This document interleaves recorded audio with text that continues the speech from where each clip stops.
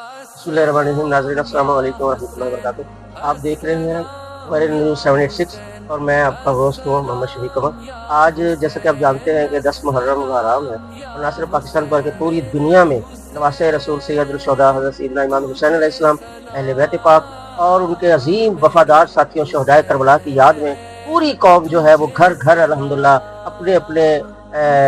तरीके के मुताबिक महफिल मुनक्कद कर रही है, न्याज बांट रही है, उनका जिक्र हो रहा है और अपने अपने अंदाज में उनकी याद बना के उन्हें खराज तहसीन पेश किया जा रहा है। आज हम इंतहाई मारूफ शख्सियत टाउनशिप की राना हुसैन एडवोकेट साहब, राना अरसलान साहब, उनके यहाँ तकरीब में शामिल थे कि यहाँ मुलाकात हमारी होगी। टाउनशिप के इंतहाई काबिल एहतराम और बड़ी मारूफ सहाफ़त में नाम है, बहुत बड़ा जर्नलिस्ट है जनाब सैयद हैदर रज़ा ज़ैदी साहब, उनसे वो मेरे साथ मौजूद हैं। और हमारे साथ जनाब सैयद फवाद शाह साहब जो कि कायदे-ए-आज़म टाउन डीलर एसोसिएशन के सरपरस्त आला हैं और राना हुसैन साहब मौजूद हैं। से कुछ आज के दिन के हवाले से इनसे सवालात कर रहे हैं ताकि वो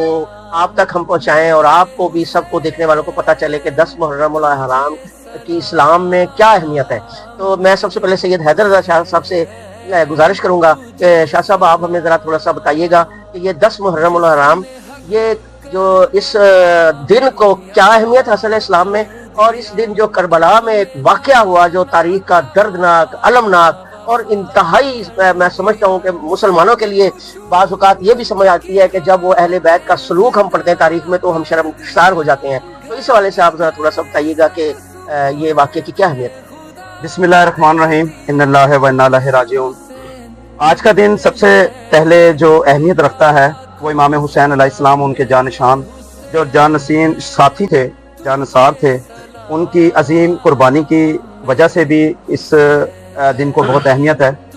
और हम ये समझते हैं कि ये दिन दर हकीकत अदल, इंसाफ, हक के साथ डट जाना और बातिल के सामने ना झुकना,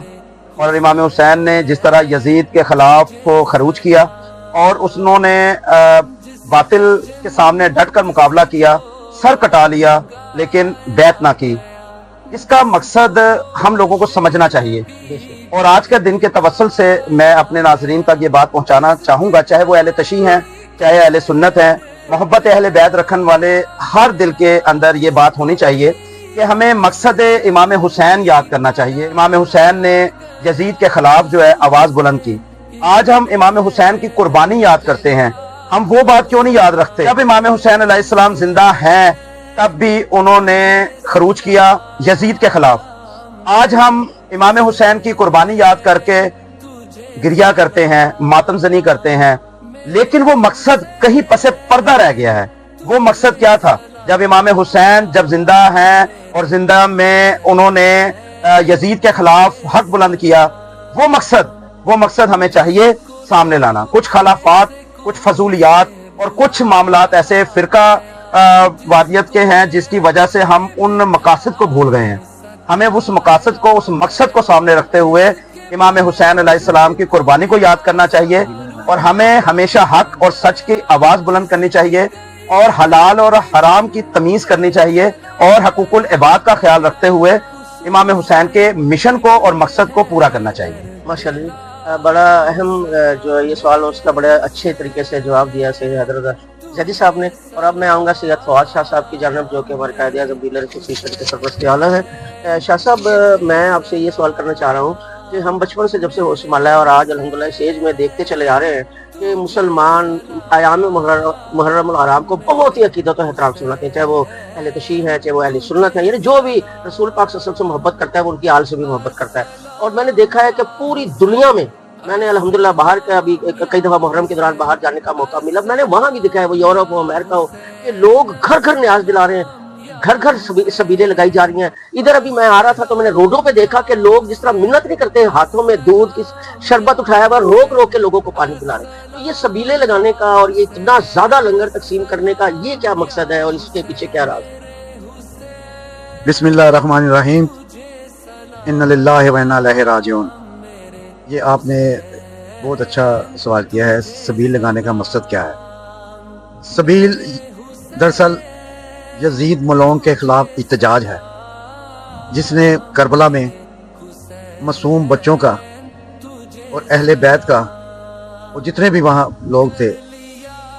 उसने उनका पानी बंद करवाया। اور یہ جگہ جگہ جو ہم سبیلیں دیکھ رہے ہیں یہ اس یزید کے خلاف دراصل ایک بہت بڑا احتجاج ہے، اور یہ احتجاج رہتی دنیا تک چلتا رہے گا۔ اور میں یہ کہتا ہوں قوم کو بیدار کو ہو لینے دو، ہر قوم یہ پکارے گی ہمارے ہیں حسین، اسی سے ماشاءاللہ جی، انسان کو بیدار تو ہو لینے دو، ہر قوم پکارے گی ہمارے ہیں حسین۔ سید فواد شاہ صاحب سبیل اور نیاز کے حوالے سے اور یاد امام حسین علیہ السلام اور شہدائے کربلا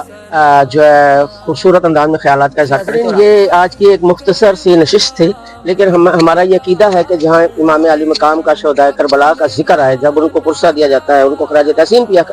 پیش کیا جاتا ہے، ان کی یاد میں ان کے حق و صداقت کا علم بلند کرنے کی جو قربانی عظیم ہے اس کا تذکرہ کیا جاتا ہے، تو یقیناً یہ ہم کلمہ گو لوگوں کے لیے ایک عبادت کی حیثیت رکھتا ہے۔ اور آج کی اس محفل ہم نے ایک شعر کی صورت میں جو سنا کہ جب بھی کبھی ضمیر کے سودے کی بات ہو ڈٹ جاؤ میدان میں حسین کے انکار کی طرح، تو سیدنا امام حسین علی مقام نے ہزاروں لاکھوں کی افواج کے سامنے صرف 72 تن پاک بیبیاں، معصوم بچے، اور آپ نے پرواہ نہیں کری کہ کوئی اسلحہ نہیں ہے ہمارے پاس، ہم جنگ لڑنے نہیں آئے، لیکن یہ یزید کی اتنی طاقت ہے، یہ ایک خوفناک بلا بن کے ہمیں نگلنے کے لیے کھڑی ہے، لیکن کوئی خوف سیدنا امام علی مقام کے پاس نہیں آیا، نہ ان کے بچوں کے پاس، نہ ان کے خاندان کے پاس۔ آج کلمہ گو مسلمان اسی کا احترام کرتے ہوئے، ان کے اس ڈٹ جانے کا احترام کرتے ہوئے انہیں خراج تحسین پیش کرتے ہیں، یزیدیت کے خلاف احتجاج کرتے ہیں، اور اس پیغام کے ساتھ کہ لوگوں کو پتہ لگ جائے کہ حسینیت کیا ہے، کہ فرمایا کہ دنیا کے سب یزید اسی غم میں مر گئے، دنیا کے سب یزید اسی غم میں مر گئے، سر مل گیا حسین کا بیعت نہیں ملی۔